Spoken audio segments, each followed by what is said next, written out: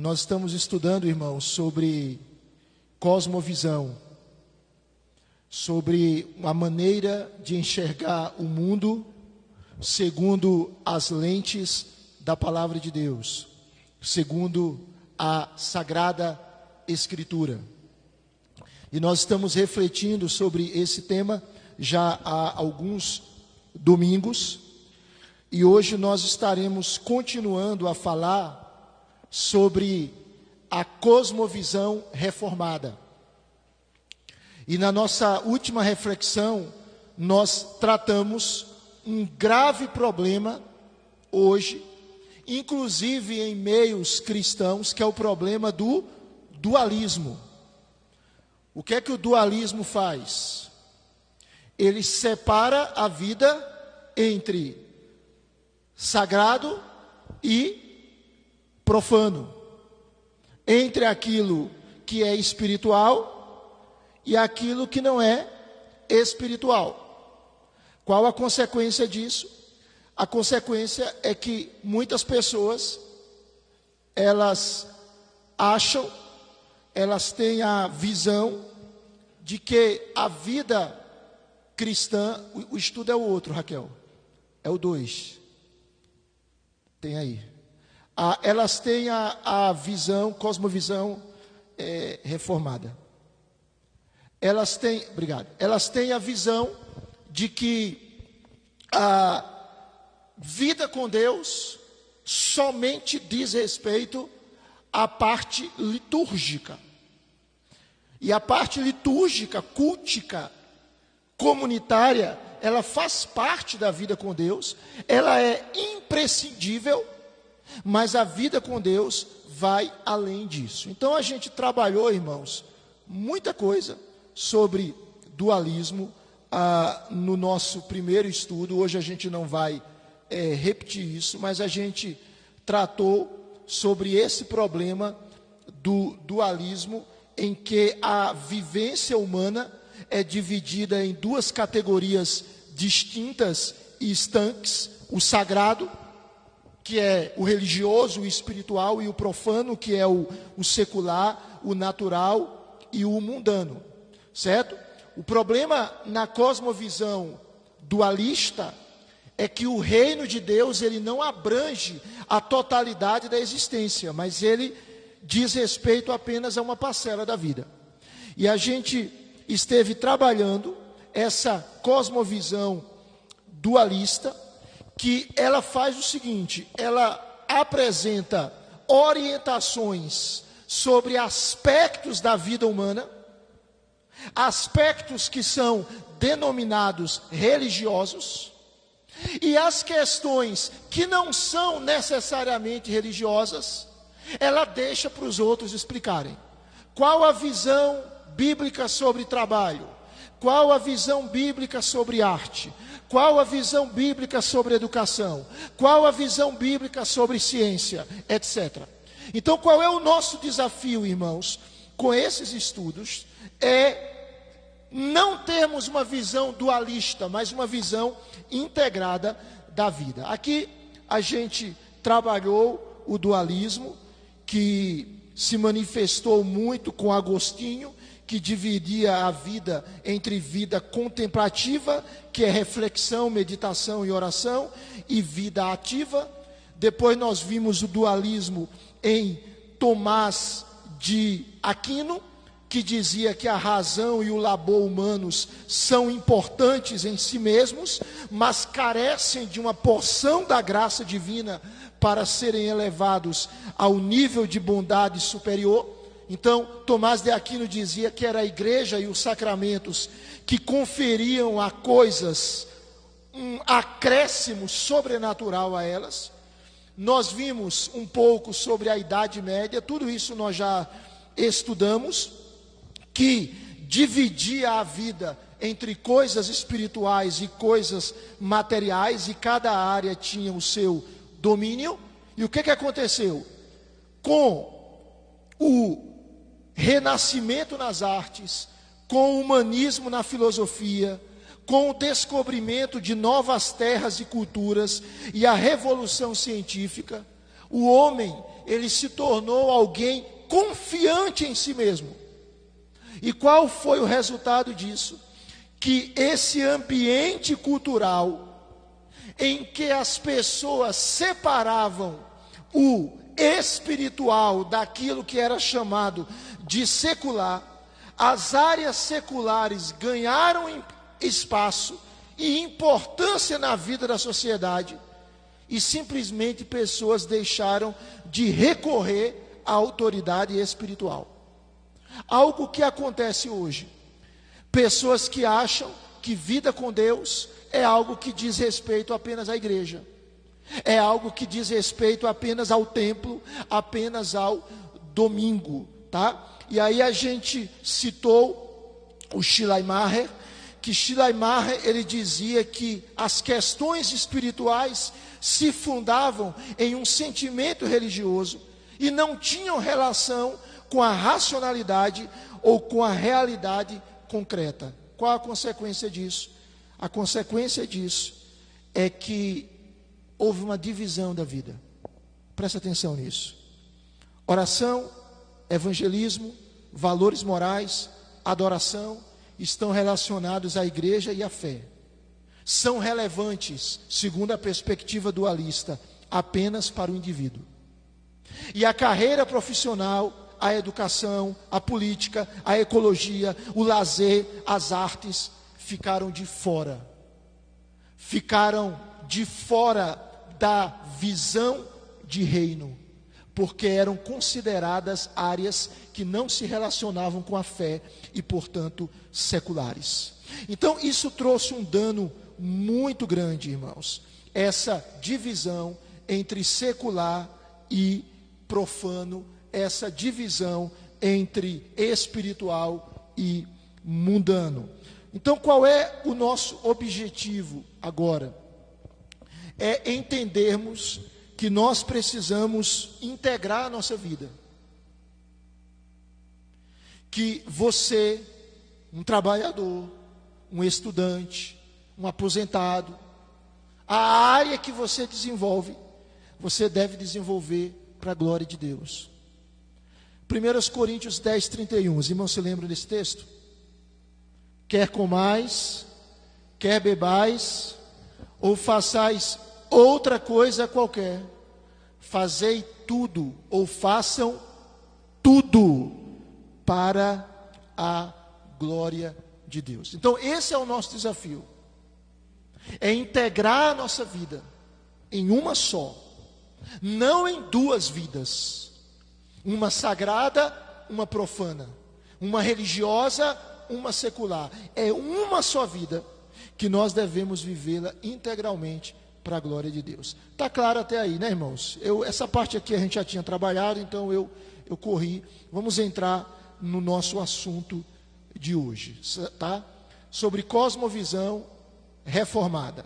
Veja, somente, os irmãos estão vendo bem aqui? Estão conseguindo ler? Sim ou não? Sim. Somente uma visão de mundo que seja moldada pelas Escrituras Sagradas, que busque uma visão abrangente da vida e do mundo, merece esse título de cosmovisão cristã.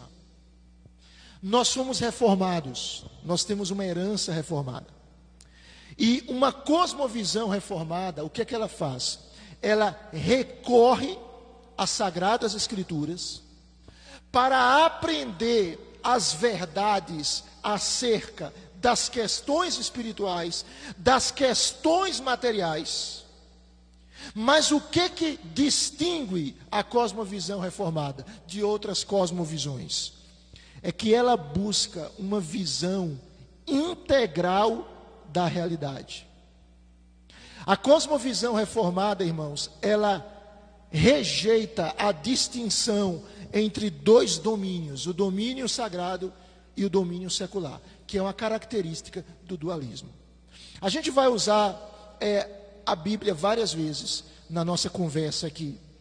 E eu queria pensar em 3 temas para a gente analisar a cosmovisão reformada. Veja, essa cosmovisão, ela se estrutura, irmãos, a partir de 3 categorias bíblicas que são fundamentais. Quais são essas categorias? Os irmãos estão vendo? Criação, queda e redenção. Essa é a história do mundo. A história do mundo é isso: criação, queda e redenção. Isso aqui a gente observa inclusive na 7ª arte, inclusive no cinema, nos filmes. É muito comum nós observarmos em filmes uma estrutura. Essa estrutura, ela tem buscado ser rompida por causa do secularismo, por causa da pós-modernidade, por causa desse contexto terrível da pós-verdade. Mas é comum nós vermos uma estrutura nos filmes. Ele começa com as coisas bem, há uma paz ali, existe, se manifesta, acontece uma tragédia, um ato terrorista, um bandido que sequestra uma pessoa, uma ameaça nuclear para o mundo. Então, nós temos, primeiro, a imagem da criação, as coisas estão indo bem. Depois nós temos a imagem da queda, algo deu errado. E depois nós temos normalmente a figura de uma pessoa, ou de um grupo de pessoas, que eles vão agir como redentores. Eles serão aqueles que irão salvar o mundo, que irão impedir que uma desgraça aconteça. O que é que isso reflete? Reflete a história bíblica, redenção. Você está entendendo? Veja que mesmo os diretores, roteiristas, mesmo aqueles que não conhecem a Bíblia, mas eles conseguem imprimir em filmes algo que de alguma maneira reflete a história da humanidade. Deus criou tudo perfeitamente, o pecado trouxe ruína, e Deus, na pessoa do Senhor Jesus, Ele oferece redenção. Então vamos tentar entender em termos básicos isso aqui. Veja bem, primeiro ponto que a gente vai trabalhar é a questão da criação. O nosso mundo, ele mantém uma dupla relação essencial. O nosso mundo, ele foi originalmente feito por Deus, e em segundo lugar, ele é sustentado continuamente por Deus. Ou seja, Deus não apenas criou o mundo, mas Deus o sustenta. Gênesis capítulo 1, versículo 1. O que é que diz nesse texto? Gênesis 1. No princípio, criou Deus, ou Deus criou o quê? Os céus e a terra. Então Deus criou o mundo. Mas o que é que Deus faz com esse mundo que Ele cria? Ele faz como um relojoeiro, como alguém que fabrica um relógio de corda e dá corda no relógio e deixa o relógio funcionar ao seu bel prazer? Não. O que que Deus faz com esse mundo que Ele cria? Ele sustenta. Olha aí na sua Bíblia, Hebreus capítulo 1, versículo 3. Hebreus capítulo 1, versículo 3. Diz assim: o Filho, que é o resplendor da glória de Deus e a expressão exata do seu ser, sustentando o que, irmãos? O que Ele sustenta? Todas as coisas pela sua palavra poderosa. Então note, o primeiro texto diz que Deus criou todas as coisas. O segundo texto diz que Deus sustenta todas as coisas. Deus criou todas as coisas pelo quê? Qual foi o instrumento que Deus usou para criar todas as coisas? A sua palavra. E qual é o instrumento que Deus usa para sustentar todas as coisas? Por que o universo não se deteriora? Não se deteriora assim. Por que ele não se acaba do dia para a noite? Por que as estrelas não ficam caindo? Por que há um equilíbrio na natureza, mesmo a natureza afetada pelo pecado? Por que as coisas ainda se mantêm? Porque Deus sustenta todas as coisas. E Ele sustenta todas as coisas pela sua palavra. Pela sua palavra. Então, note bem, irmãos. Presta atenção, amados. Pelo mesmo ato soberano que Deus criou o sistema solar, o próprio Deus, Ele estabelece as leis gravitacionais e de movimento planetário que mantém a regularidade dos dias e das estações do ano, que permitem o surgimento e continuidade da vida na terra. Quem faz isso? É Deus. Não é um acaso. Não é um destino fatalista. Por que o sistema solar funciona? Por que as leis funcionam? Porque elas são reguladas pelo próprio Deus. Abra sua Bíblia em Gênesis capítulo 8, verso 22. Olha aí, por favor. Gênesis capítulo 8, verso 22. Diz assim, olha o que Deus diz: enquanto durar a terra, não deixará de haver o quê? Semeadura e colheita, frio e calor, verão e inverno, dia e noite. Quem estabeleceu isso foi Deus, não é um acaso.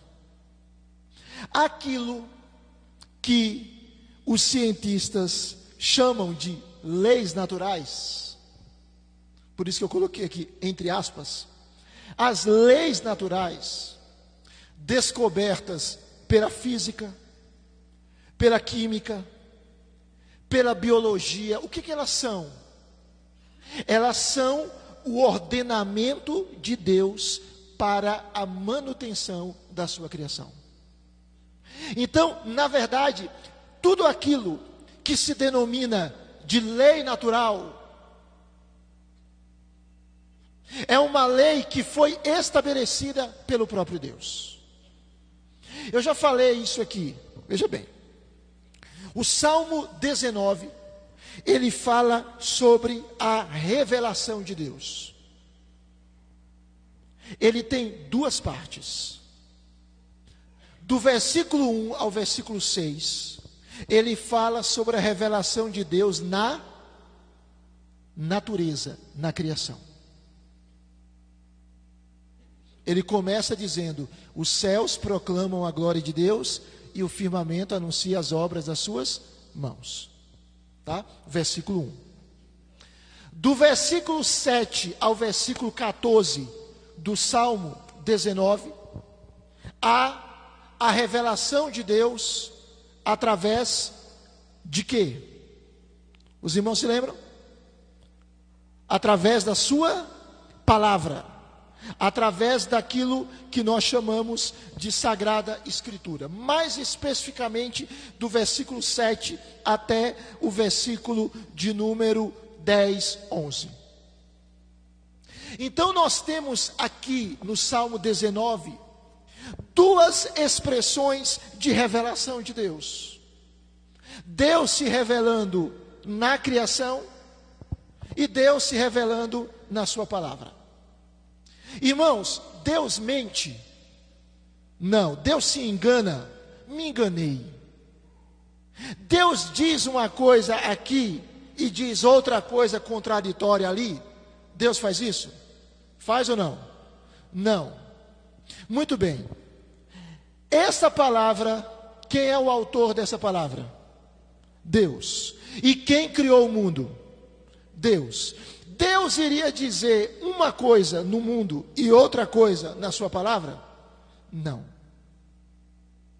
Então, quando a ciência é verdadeiramente comprometida, quando a ciência não é maculada pela filosofia ateísta, pelo secularismo, quando a ciência ela é verdadeiramente compreendida, ela não vai contradizer as Sagradas Escrituras.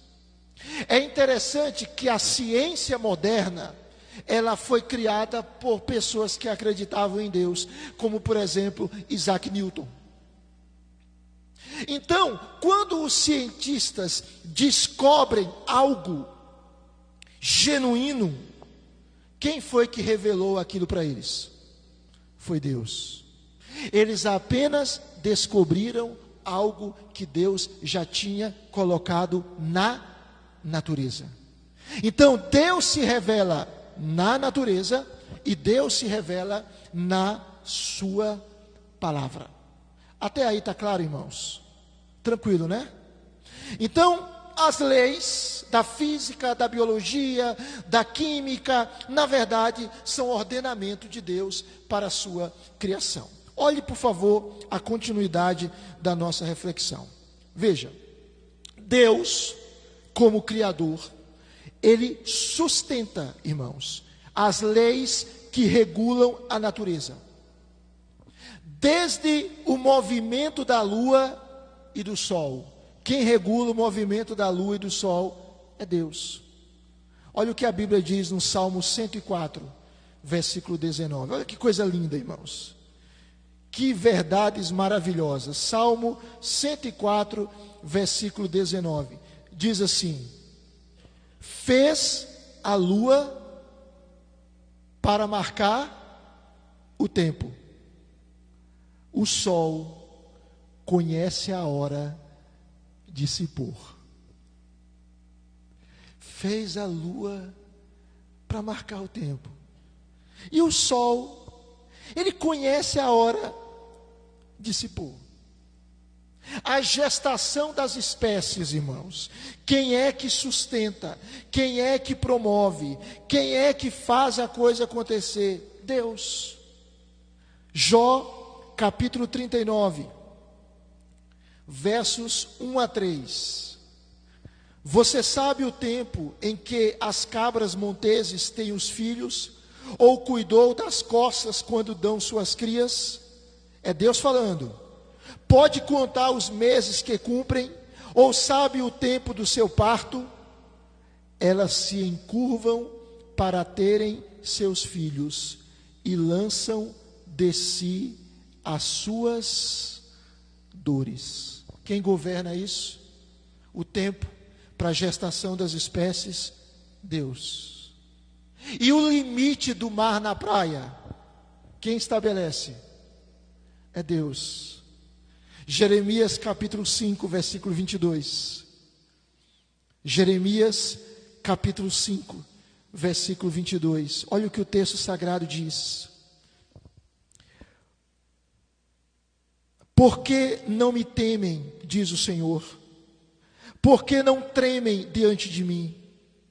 Pois fui eu que pus a areia como limite do mar, limite perpétuo, que ele não irá ultrapassar. Ainda que se levantem as suas ondas, elas não prevalecerão. Ainda que bramem, não passarão daquele limite. Está entendendo? É Deus quem faz isso. É Deus quem realiza isso. É Deus quem promove isso. Irmãos, aqui está muito escuro. Está dando sono para os irmãos? né? Eu já falo fraco, né? E aí, nesse ambiente meio escuro assim, não dá uma vontade de dar um soninho, não? Dormir um pouquinho? Não, né? Então, é Deus quem faz. O limite do mar na praia é Deus quem faz. Então, Deus, como Criador, Ele não apenas fez todas as coisas, mas Ele sustenta todas as coisas pela mesma palavra poderosa que criou tudo no princípio. Ou seja, Ele cria pela sua palavra e Ele sustenta pela sua palavra. E não apenas isso. Tanto os animais quanto os elementos climáticos, eles executam a palavra de Deus. Salmo 104, ou melhor, Salmo 148, versos 7 e 8. Salmo 148, versículos 7 e 8. Esse é um texto de convite para toda a criação louvar ao Senhor. E olha o que o texto diz, no verso de número 7 e 8. Desde a terra louvem o Senhor. Louvem-no monstros marinhos e todos os abismos. Fogo e granizo, neve e vapor, e ventos fortes. O que é que os ventos fortes fazem? De acordo com o texto, que lhe executam a palavra. Aquele vento forte. Sabe o que ele está fazendo? Ele está executando a palavra de Deus. Ele está obedecendo a palavra de Deus.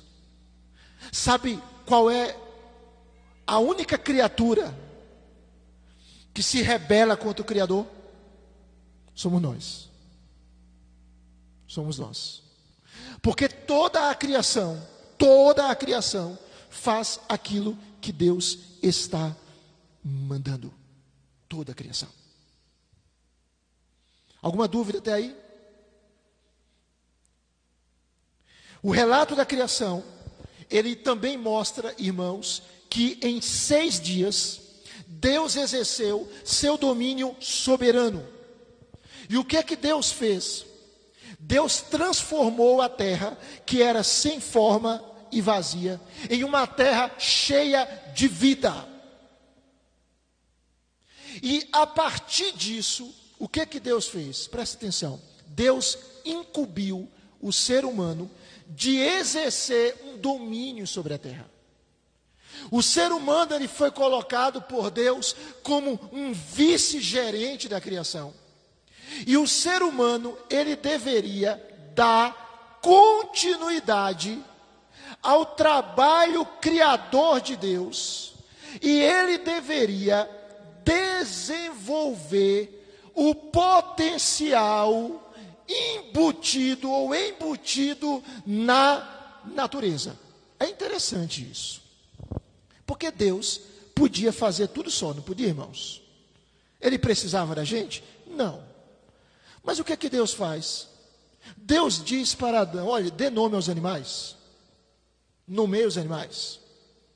E quando você lê Gênesis capítulo 2, versículo 15, diz assim: o Senhor Deus tomou o homem e o colocou no jardim do Éden, para quê? Gênesis 2,15, para o cultivar e guardar.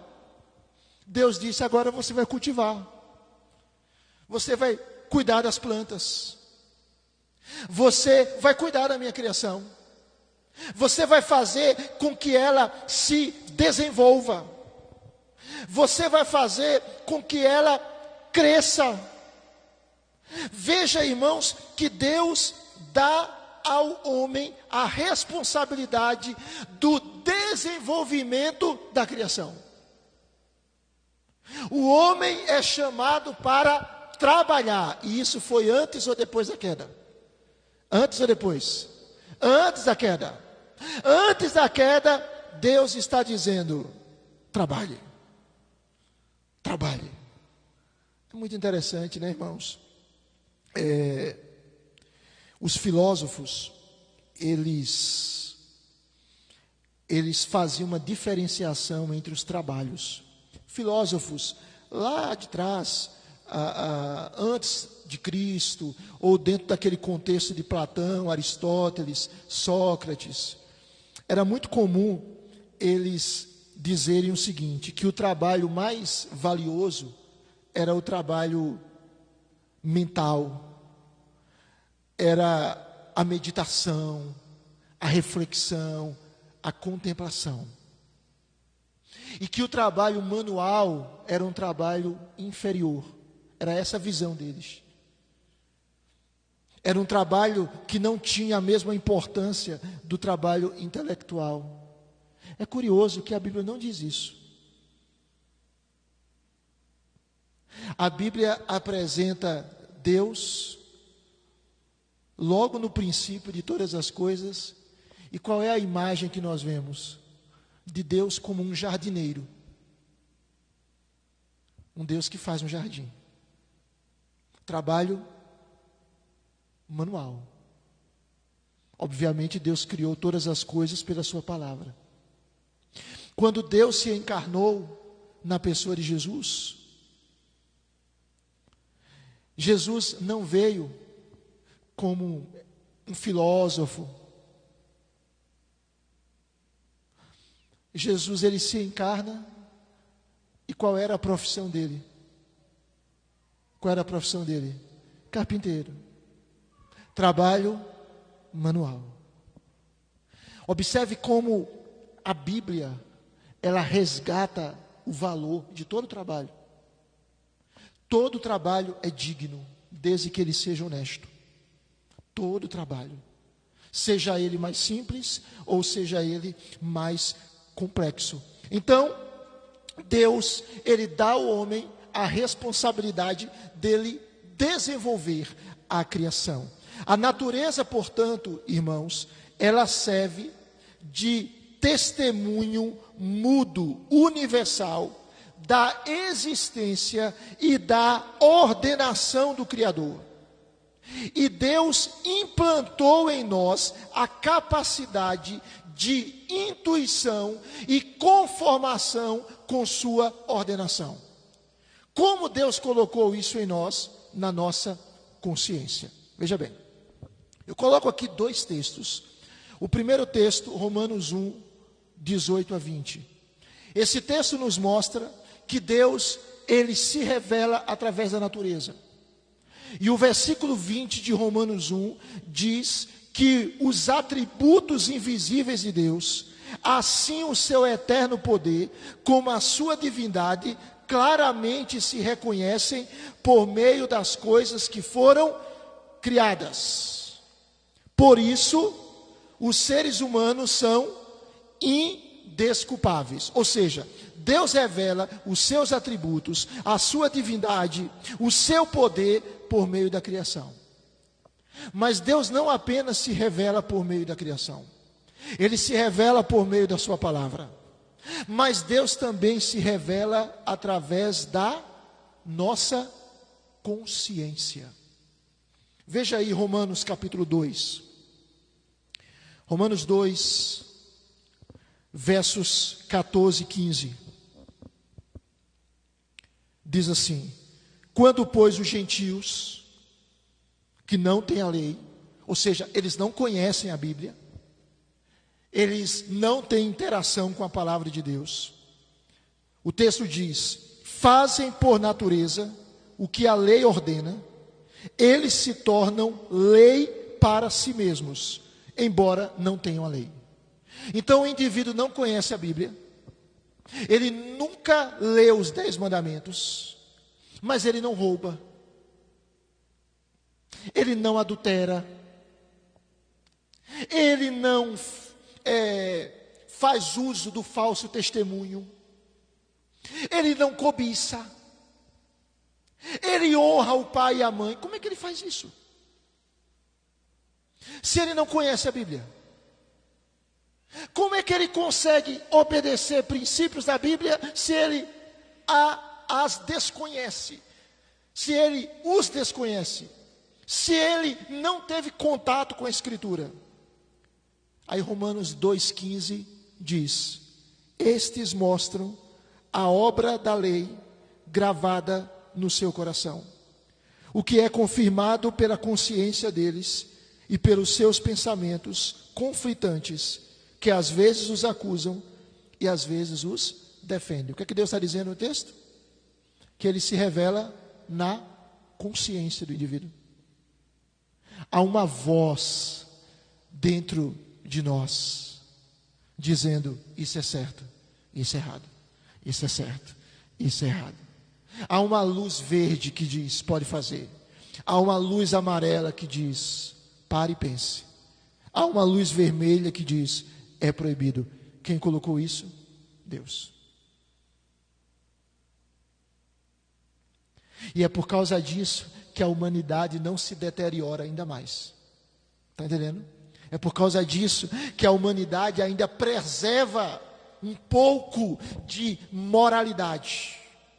Então, quando os homens desobedecem à ordem divina, eles não fazem isso por mera ignorância, mas eles fazem isso por rebeldia contra Deus. Ninguém vai poder chegar no último dia, no dia do juízo, no dia D, naquele momento do acerto de contas, em que todos estarão diante do Supremo Juiz. Ninguém vai poder dizer para Deus: eu não sabia. Ninguém. Porque Deus se revelou. Então, o homem, ele não peca meramente por ignorância.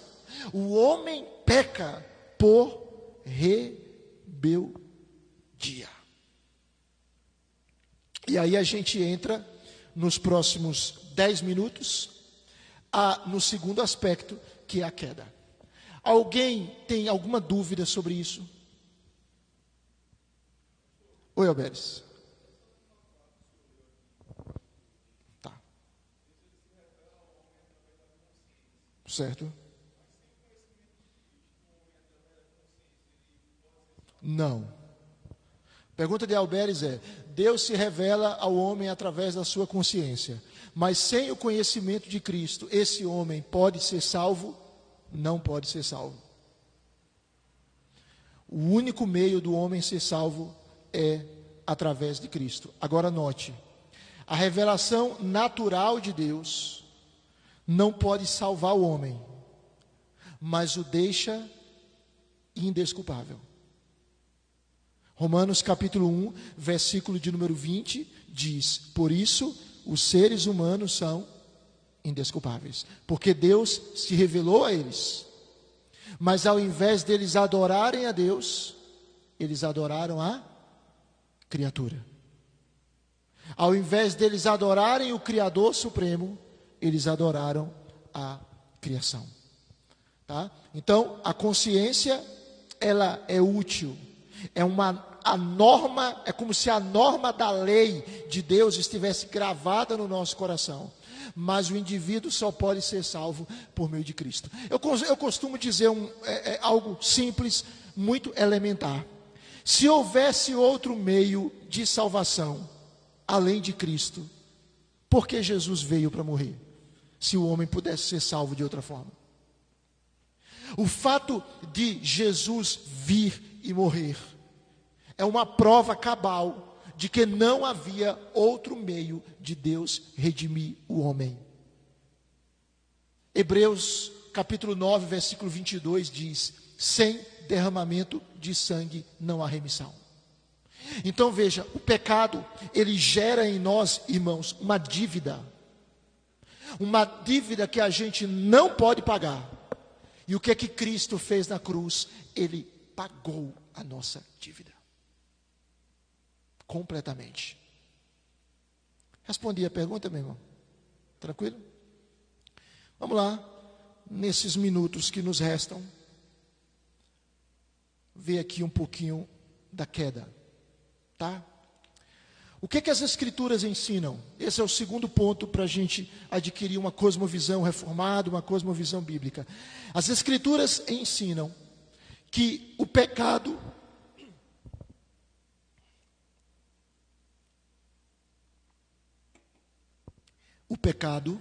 ficou melhor agora, né? De Adão e Eva não foi um evento isolado, sem muitas repercussões. A Bíblia nos mostra que o pecado foi um evento de significação catastrófica para a criação como um todo. O pecado, ele trouxe ruína para a criação inteira, e não somente para Adão e Eva, e não somente para os descendentes de Adão e Eva, mas para todos. Se você olha Gênesis capítulo 3, do verso 16 ao 19, o texto que relata consequências da queda, a gente vai observar que a maldição pelo pecado alcança imediatamente a fisiologia feminina. A mulher vai ter filho, porque Deus disse: crescei, multiplicai. Então ela vai ter filho, mas ela vai sofrer na gravidez. Ela vai ter enjoo, ela vai se sentir cansada, ela não vai dormir direito, e o parto normal, ela vai ter algumas dores. Eu estou fazendo uso do eufemismo, né? As mulheres têm propriedade para falar disso. É sofrimento, né? E mesmo quando não é o parto normal, mas há sofrimento, né? Interessante, né? A dor do parto normal, mas dizem que depois que a mulher tem um filho, pronto, processo de recuperação é ligeiro. O outro, ela não sente dor, mas o processo de recuperação é lento e é doloroso. Então, a maldição pelo pecado alcança a fisiologia feminina, alcança os relacionamentos humanos, começa uma guerra dos sexos. O marido culpa a mulher. A Bíblia diz que o desejo da mulher será para o seu marido e ele a dominará, e começa aquele conflito humano. O pecado atinge o reino vegetal. É impressionante. Por mais que a gente limpe esse nosso terreno, sempre aparece mato. E a gente limpa, e a gente limpa, e a gente limpa, e a gente limpa de novo, e o mato sempre volta. Não tem jeito. Por quê? Porque a Bíblia diz que a terra vai produzir espinhos e ervas daninhas. O pecado atingiu a própria vida humana. O homem vai sofrer para conseguir o seu sustento. E depois, com o passar dos anos, ele vai voltar ao pó, porque ele é pó. Irmãos, imagine se não fosse o Evangelho. Graças a Deus, porque depois da queda tem a redenção, irmãos. Graças a Deus. Graças a Deus por Jesus Cristo. Então, a Bíblia nos mostra que toda a criação, ela foi corrompida pelo pecado. A gente já leu esse texto em uma outra oportunidade, só vou lê-lo novamente. Romanos capítulo 8, versículo de número 22. Por favor, abra sua Bíblia. Romanos 8, 22. Diz assim: porque sabemos que toda a criação, a um só tempo, geme e suporta angústias até agora. Então veja, a criação geme. A criação suporta angústias por causa de quê? Por causa do pecado. A natureza decaiu de sua perfeição original. E tal realidade é demonstrada, por exemplo, quando desastres naturais ocorrem. Por que existem desastres naturais? Porque o nosso pecado afetou a criação. Por que que tem terremotos, maremotos, tsunamis, furacões, tornados, por causa do pecado humano. O próprio corpo humano, ele se debilitou, expondo-se a um sem número de enfermidades. Me lembro de um pastor muito conhecido. A esposa dele estava grávida do terceiro filho. E o médico, assim, claramente disse para ela: você sabe que você já está ladeira abaixo, não sabe? Que beleza, hein? Aí ele disse assim: socialmente você é jovem, biologicamente você já está envelhecendo. É um fato. Uma vez eu estava conversando com um médico e eu disse assim: a partir de quantos anos eu tenho que ir para o geriatra? E ele disse assim: a partir do momento em que suas células começam a morrer, ou a partir do momento que os seus neurônios começam a se desgastar, tal. E aí eu fiz a segunda pergunta: com quantos anos isso ocorre? E ele disse: com uns 30. Então, o fato é que a humanidade hoje vive mais. Pessoas morrem com 65 anos e os outros dizem: tão jovem. Não é verdade? Por quê? Porque as pessoas vivem muito hoje. Mas o fato é que chega uma determinada fase da nossa vida que nós começamos a envelhecer. Por quê? Por causa do pecado. Mas louvado seja Deus, irmãos, que a Bíblia diz que Deus vai ressuscitar o nosso corpo e vai nos dar um corpo novo, um corpo glorificado, um corpo glorioso, um corpo maravilhoso. Louvado seja Deus por isso. Então, o pecado, ele afetou, e eu queria parar com esse último slide aqui. As atividades humanas também foram afetadas pela queda. O casamento foi corrompido pelo divórcio. Nós temos as uniões homossexuais. O Estado muitas vezes é distorcido pelo totalitarismo. Um Estado ditatorial, que simplesmente impõe. A corrupção política que invade o Estado. A tecnologia a serviço da morte. Tecnologia a serviço da morte. A sexualidade desfigurada na prostituição, na pornografia. O que é isso, irmãos? São efeitos da queda. A boa criação de Deus foi corrompida pela rebelião humana contra o Criador. Qual é a nossa postura diante disso? E eu termino. É dizermos: Senhor, Maranata. Senhor, vem. Senhor, estabelece completamente o teu reino. Senhor, obrigado por Jesus Cristo.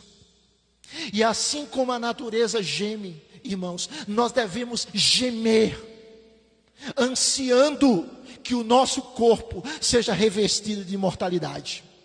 Nós devemos gemer e dizer: Deus, manda plenamente o teu reino. Deus, destrói todo o mal.